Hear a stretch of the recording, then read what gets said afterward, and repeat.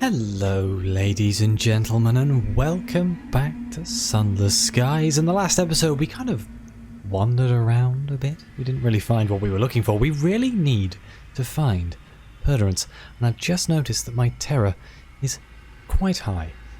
One thing that I do remember picking up in the last episode is this caged catch. I remember there being a man who wanted a caged catch and a tale of terror, and I cannot for the life of me remember where it was.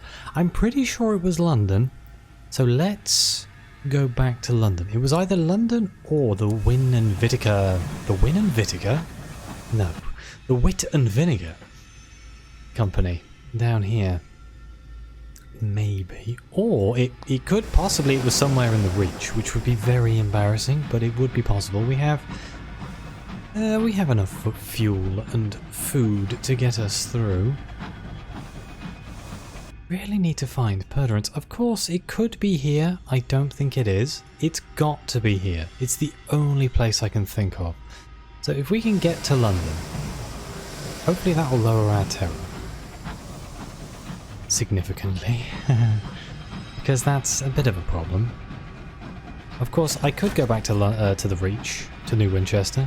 We have quite a lot of stuff we need to do in New Winchester, but I really want to try and do some of the stuff we have here. I feel like I've kind of skimmed over loads of the storylines in Albion, and I haven't really sat down to do them, but admittedly, all the ones we have are for Perderance.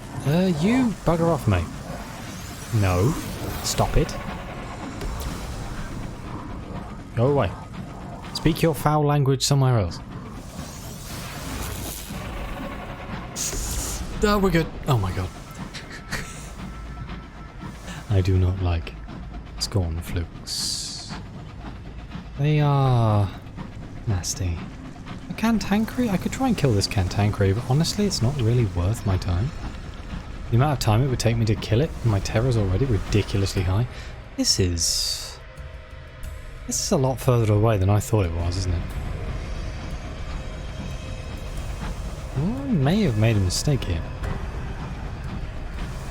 Really don't want to increase my nightmares to level 2.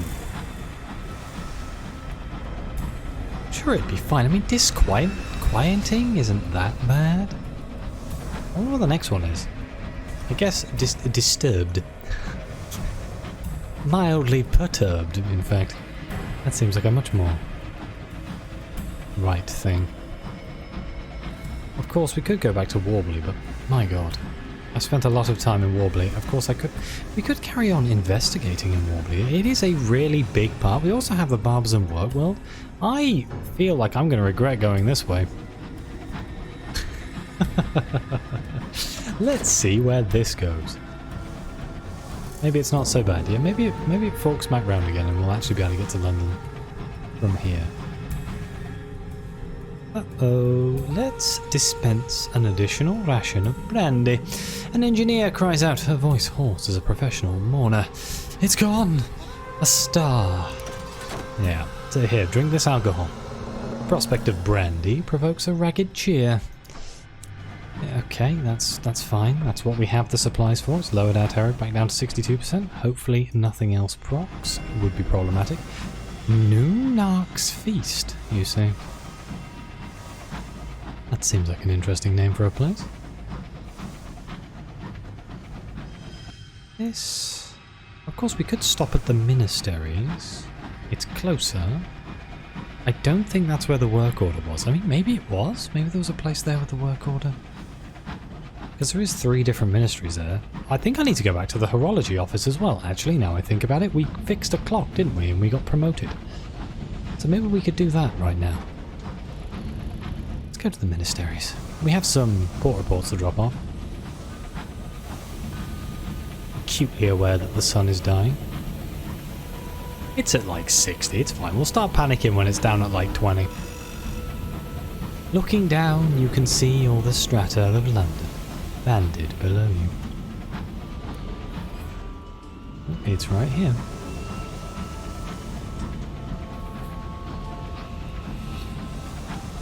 Let's see if it drops my terror down. I think it should, in theory. Ow! 67.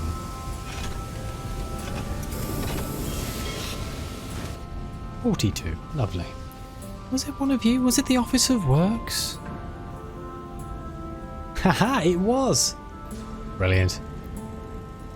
Let's remind ourselves what the Office of Works is. The Office of Works is a bustling, bureaucratic enigma. Behind its red-bricked flanks toil numberless clerks and surveyors. What mysteries lurk within its memoranda? Its chits and its receipts? What exactly are its eponymous works? No one is sure, but in a drafty loading bay, an unflappable foreman purchases supplies to complete outstanding work orders. I love this. I suppose this one. There's this one. Good old 7274-F. The F stands for... well, I'll let you infer. He reads from the order. Live specimen of celestial fauna, brackets 1, close brackets. Must be in rude health and of intemperate disposition. So, he snaps, his ledger shut. Best of luck with that one. Yeah, here we go. Thank you. A pair of labourers manoeuvre the catch into its new pen, their hands trembling, as you recount tales of its ferocity. The foreman shakes his head. God knows what they want this one for. I stopped asking questions after someone gave me an answer once. He shudders and pays you. Hey! Oh, we've gained the strength of the sun and it's bright. Okay, that's good. So we've officially fixed the sun, huh? Because that was definitely in the 60s before, I feel. We've lost our Tale of Terror, we've lost our Cage Cast, and we've got 350 sovereigns. That's a lot of money for a Cage Catch. Are there any other work order? Yeah. Oh. He says here, we're missing 2 bolts of bombazine, comma, freshly oiled, full stop. Must be proof against spillaging, comma, fraying and fading. That'd be quite the oil. You may need to improvise. So that is an uncanny specimen. And 2 rolls of thirsty bombazine. I don't think we found a place that sells bombazine yet. Let me write that in the notebook. Okay, well, let's go deliver my port reports. He listens intently, writing notes on a pad of paper. Yes, it's now 76. I don't know what this is. I don't know what's happening. I know it's integral to something. We gained 300 sovereigns. 3 ministry gratitude. Maybe I should pick up another ministry stamped permit. How much do these cost? I don't know, but I'm going to pick one up. They cost me 2. He rummages through his many-drawered desk. That's an E4-C. No use to us, or indeed anyone. No, here we are. Wait, no, that's a paraffin requisition form. Where the devil? Aha! Success! He retrieves a densely typed form, stamps it, and hands it over. Perhaps this is the one you'll need. Never hurts. Don't we need 3 of these? Where do I see my ministry stamped permits? Possessions, I assume. I do have 3. We could go to the Clockwork Sun and free a half glass. I may go do that, but I am also going to grab another one, so we have 4, because these things come up quite a lot and they're quite handy to just have. So let's go to the horological office. A new assignment. The chief horologist almost looks pleased to see you. Ah, apprentice second class, you're back. Good. I trust you are ready for your next assignment. Good. Hurry up and tell them that they're living in the past, or possibly the future. Either way, not in the now. An intolerable state of affairs. They want me to go to Magdalene's, huh? You want me to go back to the Reach? Lovely. I guess I won't be doing that for a little bit. Okay, so now we know what the work order is. We've done that. I could go to the Clockwork Sun and free the person. Go down to the Clockwork Sun and then check out over here maybe. Let's pop into London, buy ourselves some food and fuel, Make sure we're prepared, and then let's go on a little bit of an expedition to the Clockwork Sun. Free the half-glass man. See what his story entails. Your aunt is here. Dear God. Somehow, she has found her way to the high wilderness. She is trying to get your attention with the frantic waving of her horrible hat. I know you've seen me. Listen, I've quite exhausted my possibilities here. I am a serviceable quartermaster. I have friends everywhere, and my scones are to die for. How's that for a curriculum vitae? Now, let me aboard. Is she even your real aunt? Either way, you will have to deal with her. How much is this going to cost me? 1 savage... I have 17 savage secrets. Christ. Filial pity demands as much. And she does make a damn fine scone. She increases my irons by 6 and my mirrors by 2. Come on then. She smiles with sincere delight. Here, take my bag. The bag is very heavy. And my hat. The hat is also very heavy. Your crew are alarmed when she boards your engine. Their alarm only increases when she begins to pass comment. After a thorough survey of your locomotive, she graces you with a smile. There is work to be done. She has extracted gossip from you before she has even boarded. This woman is skilled. Wonderful.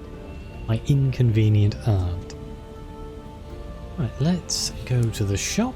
Let's go to the market. Buy ourselves some supplies.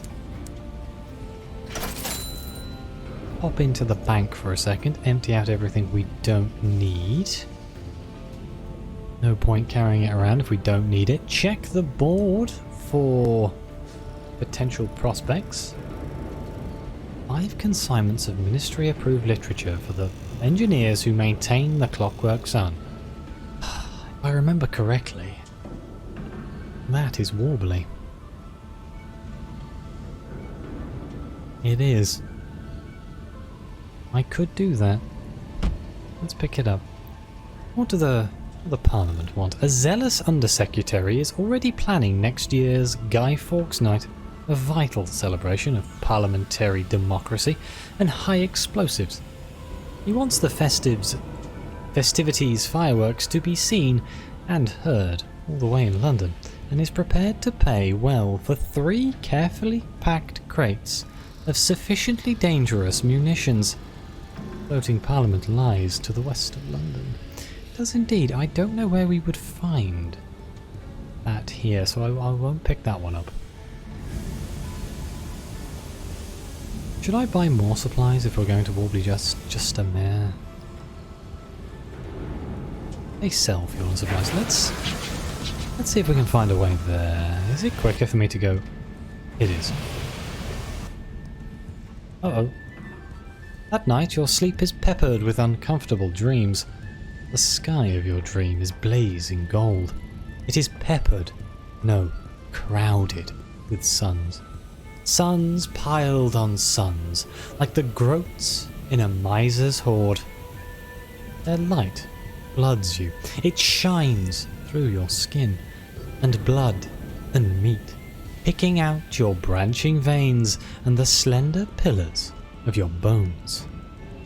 Is there no more to you than this? You wake.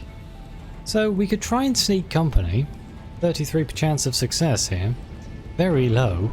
Or we can make sense of the dream. We'll trade 3 tales of terror for a vision of the heavens, and we'll gain terror. Let's do that. It gnaws at you. It recalls certain eerie tales you have heard in the sky. Perhaps they fit together like the pieces in a perilous puzzle. How much is that going to increase my terror? 5? Could be worse. How neatly the tales and your dream fit together. But the revelation is not as satisfying. It only hints at something grander and more terrible still. Because if these awful things are true, then the world that permits them must be more awful still. Let's go this way.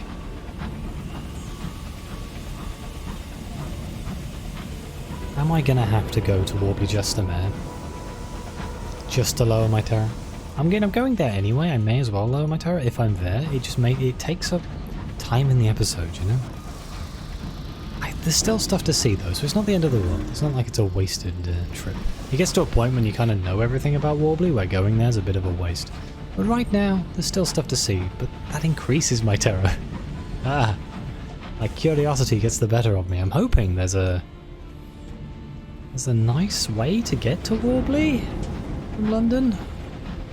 Doesn't look like it. It kind of looks like there's a giant cliff, building. Something in between. Maybe if we go north on Simon's Nest. If we hug the wall on the right hand side. Maybe there's a way through. I mean, this looks promising. Let's see where this goes.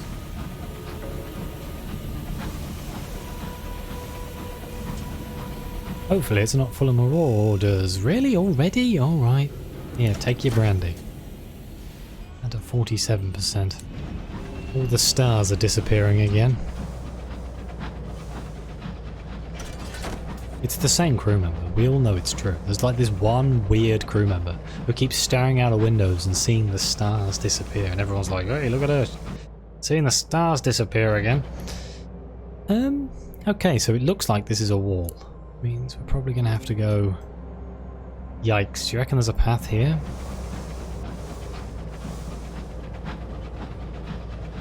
I'm hoping there is, but there might not be. Oh, this looks promising. If we can find the quickest path to Warbly from London, it will come in handy in the future. Okay, so maybe we get this far and there's a wall here.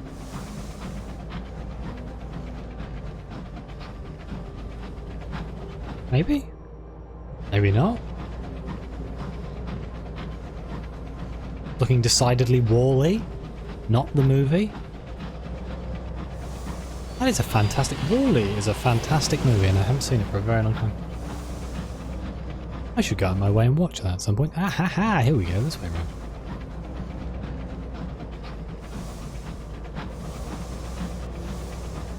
Can't for the life of me remember who it was. I guess Pixar? I'm gonna guess Pixar. Because it's... I feel like it's heavily Disney influenced in the marketing these days. Okay. We could have fun here. His definition might not match yours. Never trust the devils, huh? We kind of learned that in the Mask of the Rose playthrough with Milton. Do we go into Warbly? Oh, sigh. I guess we probably should, shouldn't we? Let's see what it costs to get in. I might be too cheap. I might not have enough of what I think I need. Of course, we could go in the paupers line. I know that's a thing. An engineer? Really? I'm docking. It's the same person again. It is a her. Good, I remembered it right. Oh God, take the brandy. She's mad. She's stark raving mad. She just keeps looking out the window. She keeps telling us all the stars are vanishing. Workers in neat uniforms guide your locomotive to rest. Tourist engines rest alongside trading engines. Crews trade gossip and delicacies. Alright, mists are back again. Let's sing the songs of the mists, I guess, or should we offer Sanctuary aboard our train? Let's offer Sanctuary. We gained one crew. You hurry the panicked visitors aboard. They quickly sign contracts of service, anything to get away from here as soon as possible.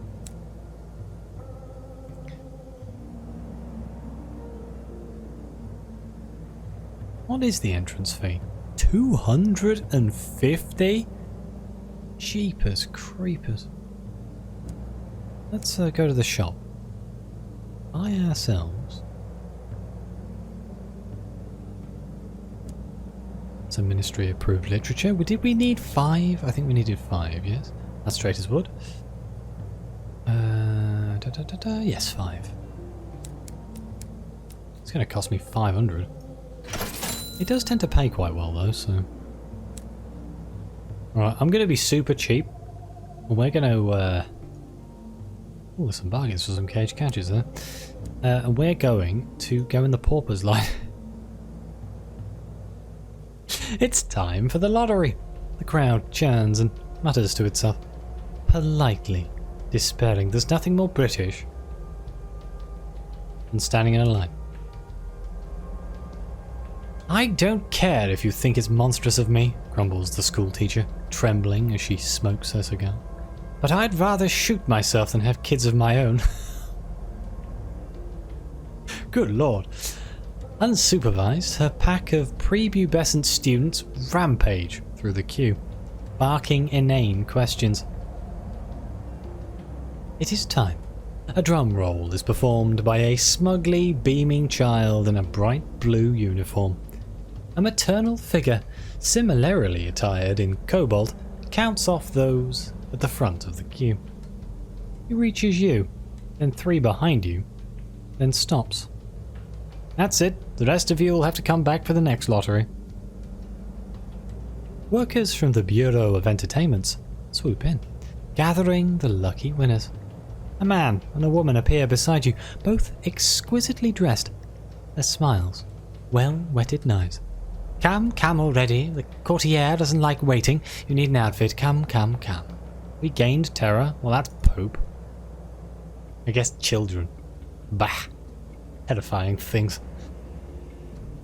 So we had footwear last time, didn't we? We had a dress shirt? Finely tailored coat? Go with a dress shirt or a dress. Awaiting your attention are armoires heaving with lace and leather, silk and cashmere, everything that had ever elicited the envy of another. Okay, you can wear anything you want here, there are no rules. No matter what you do, it feels like the courtier's assistants are there first, whisking your picks away to resize your frame. They tug and tease at collars, lace up corsets with grace, adjust folds and hems so that every angle cuts like a cruel word. A cat decided he wanted to come in halfway through me reading this. You can just hear a faint scratching on the door. When you finally dismiss the youths, Courtier considers you for a long moment. He turns to a wardrobe and hands you several garments, all your size.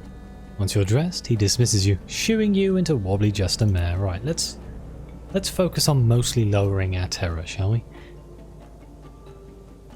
We'll write a port report, as always. At least that helps offset the cost of coming in here, doesn't it? Let's succumb to the wiles of rubbery lumps.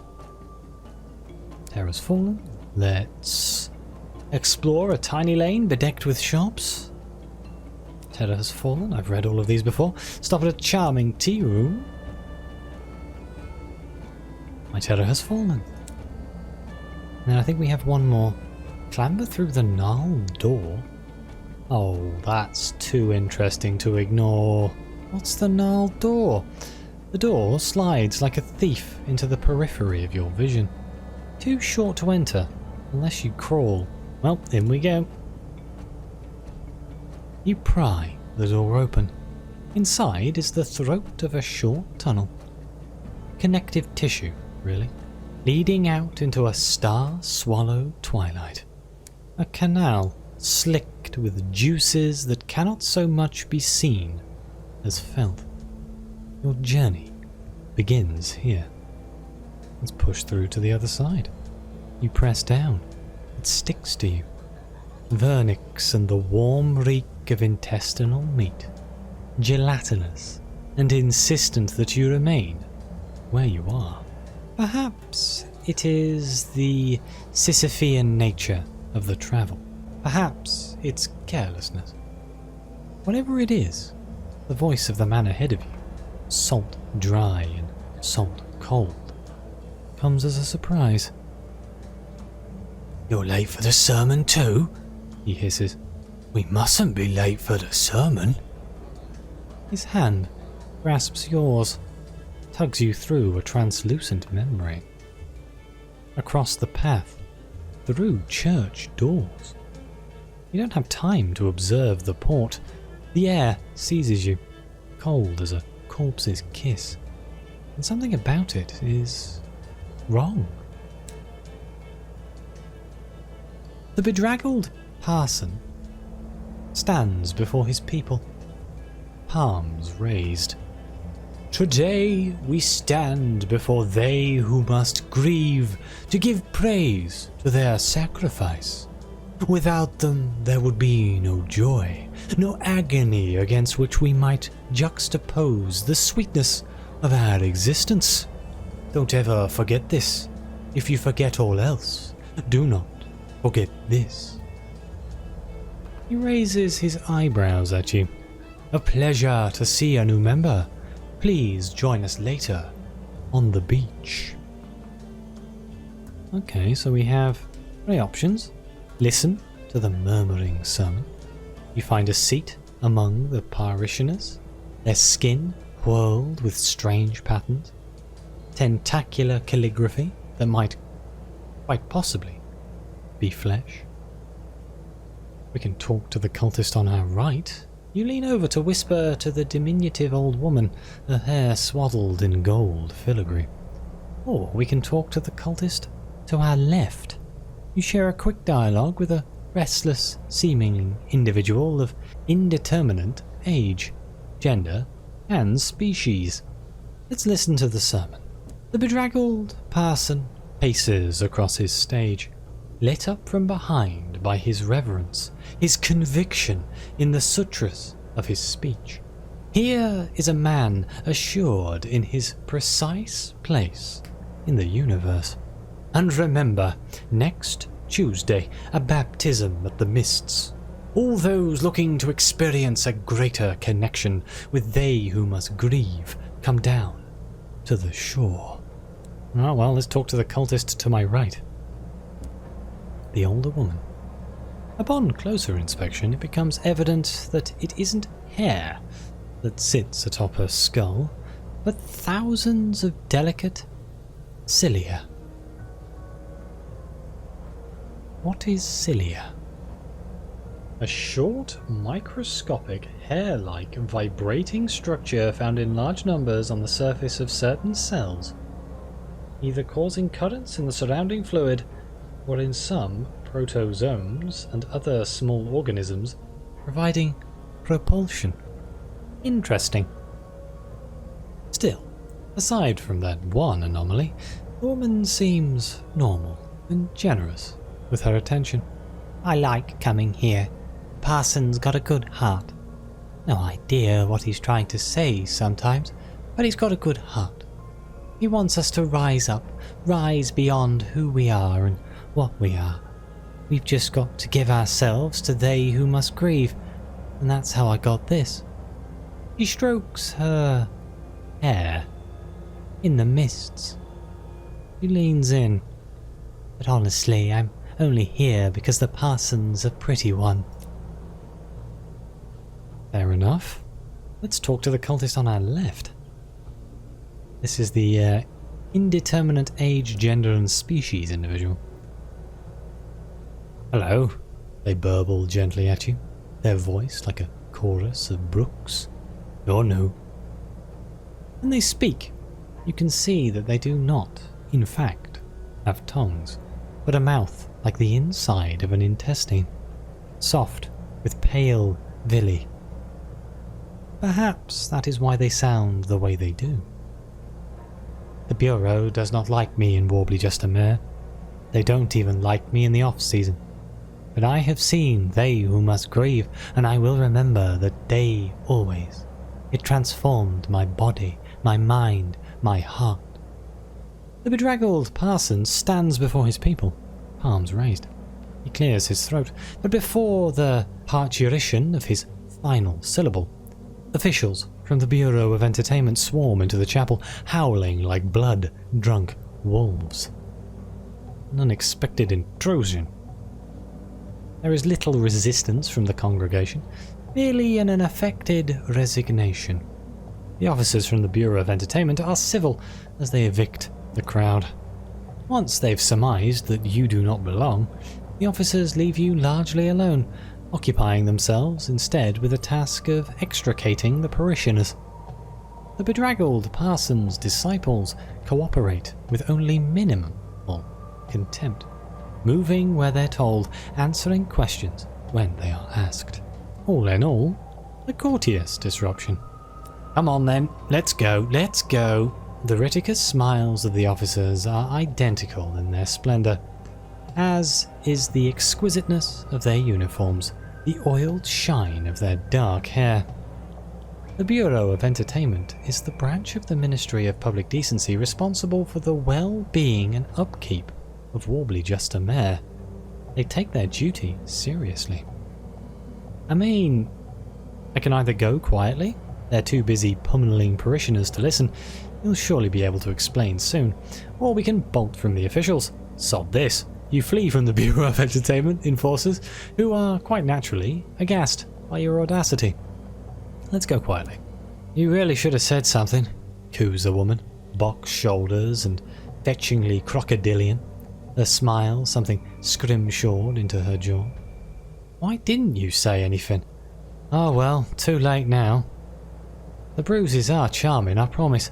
Now, off with you. Back to Warbly, back to civilization. She thrusts you through the exit and bolts the door behind you. The journey burns like the birth of a star, boils beneath your muscle. I can now enter into the office of the Bureau Entertainments. It's perched on the lip of the Broadwalk, so close to the beach that its rails almost touch the wind-blasted pebbles. You'll be able to betray the cult and forge a different alliance. Just entering the office is not betrayal. We can slide across into the off-season. It bleeds from your teeth. The story that grants you passage, guilt, rinded, and sour. If you become too popular with the cult, the ministry will not trust you and will not let you in. Let's go in there and see what they have in there. Oh, how beautiful. Chandeliers dripping with diamonds, gilt-limbed cornices of marble. Baroque atria, so magnificent it could drive one to tears. All leading to a sumptuous little office. Its walls painted gold by candle flame. The toy maker, who looks like an amber-cast cousin to the courtier, sits at the desk, mending plush toys. Glances up. If you're here to assist, you may speak with me. We speak with the toy maker? Talk of the cult, of the state of the port, or of how you can assist the authorities. Reports tell me you were with the cult, but not of the cult. The toy maker sutures the teddy bear's black button eye in place. That sermon caused a fuss. He spits the word like it was a jag of sharp bone. In the off-season, people are taking risks. People are dying. So very wasteful. He tilts his head like a sparrow.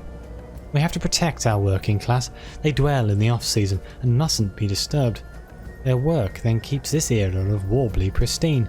They stand between our guests and untoward horror. Bureau officials hover nearby. The officials of the Bureau of Entertainments are teeth in the gleam of brass buttons, no warmth at all. They do not trust you. Do we want to offer to help the toy maker? Stop the cult for everyone's sake. The toy maker flutters a hand. It's aesthetically displeasing and dangerous. You know what, let's offer to help the Bureau. I don't remember what I did last time. So, let's side with the Bureau. It's no good us clamping down. Not now. It'll drive the workers into the parson's arms. The toy maker glowers at his needle. He pricks the plush in his hands. Once, twice, 3 times for good measure. Just make him realise that the cult is not the answer. Or I suppose you could hamper the cult directly. Up to you. The toymaker rings a tiny silver bell. One of the authorities steps in, uniform bright blue, buttons polished to a mirror sheen. You can see your face upside down in their gleam. Help our guest to the nice exit, will you? The officer doffs their hat and walks you to an ornate door. It's trim, compromised of nymph-like figures, limbs sacrilegiously intertwined. Wordlessly, they crowd you forward until you take the hint and make the crossing into the off-season. So we're assisting the Bureau of Entertainments. The Bureau would like you to take steps to combat the cult in the off-season. Warbly Just a Mare has become a corpse. The run-down bones of its forgotten attractions swarm with bedraggled men and women, all armed with cleaning equipment. This is where the workers of Warbly live. This is where the workers of Warbly live and labour to create the gaudy frontage seen by tourists. The beach is now a decaying mess, visited only by cultists who attend the chapel there. To linger here, you'll need to work, but labour is poorly paid. Take other workers' jobs too often and they'll firmly encourage you to depart. Follow a popular portraitist of your association? Wait, that's him, the artist behind the portraits of a devil. When you tried to follow him before, he must have slipped into the off-season. Perhaps this is where he's been keeping his muse. Ooh, let's carry on with this one. The portraitist enters a dismal tenement. Following him, you listen at its many doors until you hear his voice. It is raised in passionate argument. The other party responds in calm, frank tones. Suddenly, the door is flung open, and your portraitist stumbles out. "She's done with me," he croaks. "I offered her everything. I am emptied." He pushes past you. Beyond, the room is lit by a candle. You can see the shape of a woman, slender and gowned at the dressing table. She is coaxing something wispy and phosphorescent into a glass bottle. "Hello," she says. "You're a captain, aren't you? Please, come in." She lights another candle, and its light shines on her patchwork face. Her mouth and its polite smile occupies the space where an eye should be. Her nose, prettily pointed, protrudes from one cheek. As you watch, her eyes rove idly across her forehead, both fixed on you with evident interest. "I have work for you, if you will take it, my lady." Can I ask you a question? You've never heard of anyone with a face like hers. How direct. You must be rewarded. She steps closer to afford you a good look, and her jumbled face is only inches from yours. Her eyes circle one another coyly. Her mouth moves on her right cheek. An industrial accident, a law furnace overheated, back in the Iron Republic. I was the lucky one. Many others suffered more drastic and occasionally liquefying consequences. No, it does not hurt, though eating soup remains a challenge. Can I inquire about her relationship with other devils? She arches an eyebrow. The eyebrow in question is making its way towards the very middle of her face.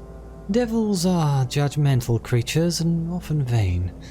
Many of them would struggle to acquire souls without resorting to seduction of one sort or another. And seduction is always easier in a prettier face. No, they do not like me.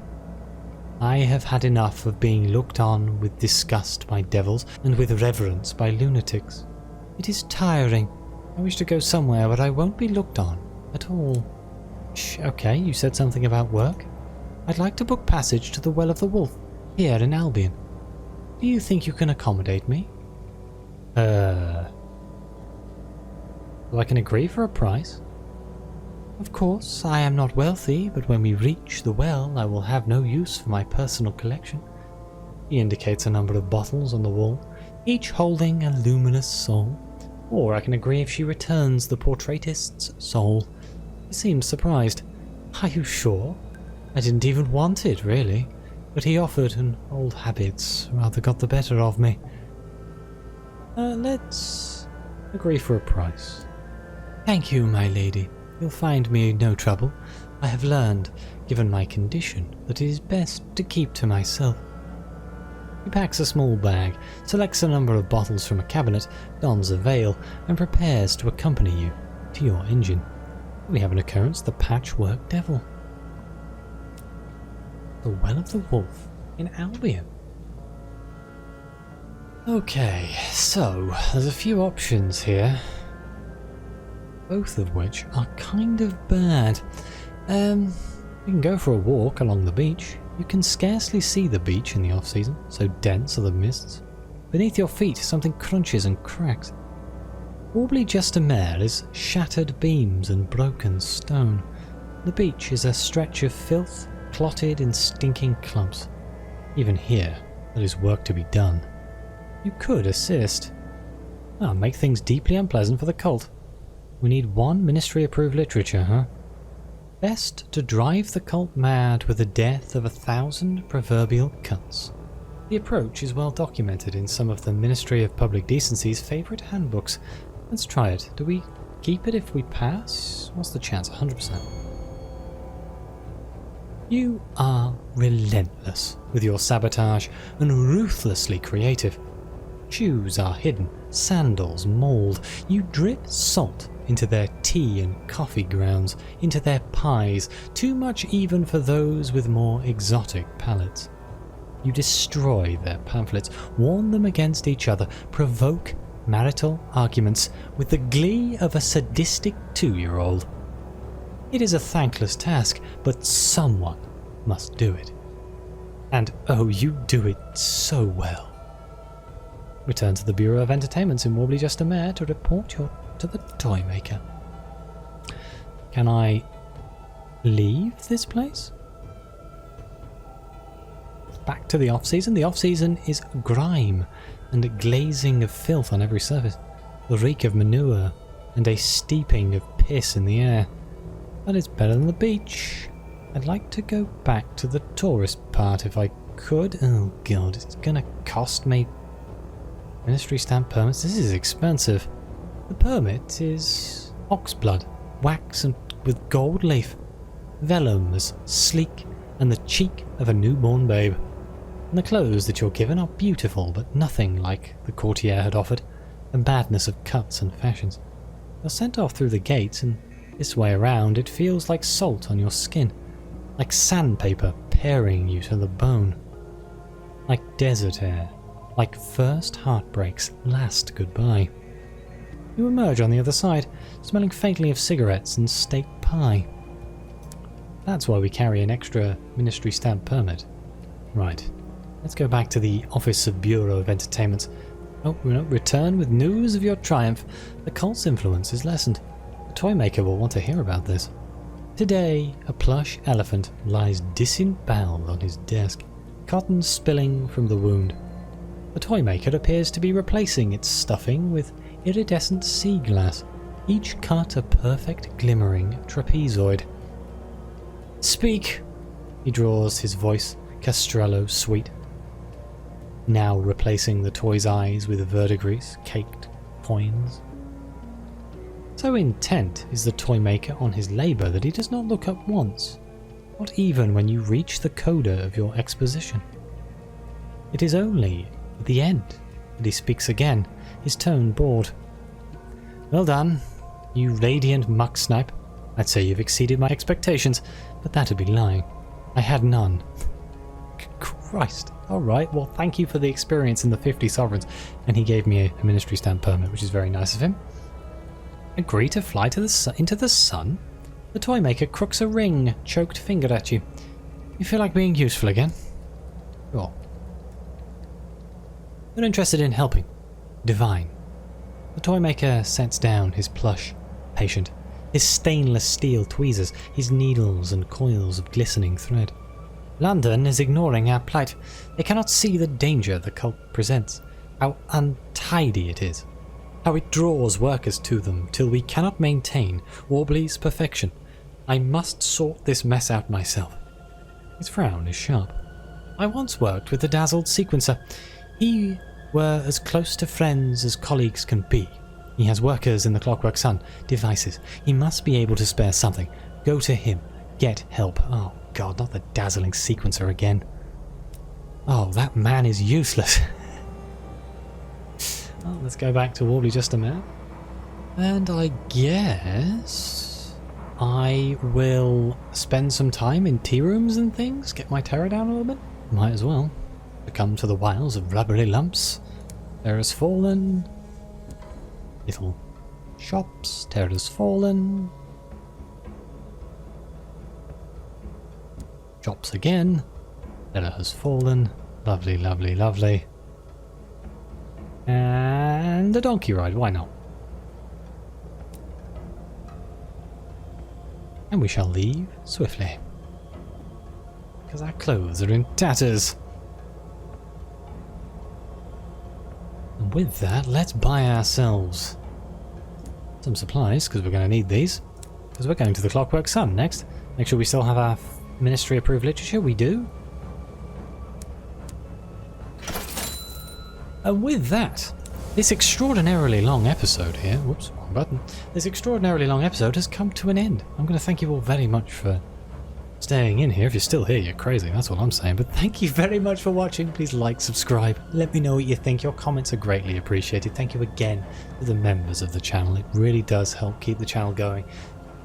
And as always, I'll see you next time.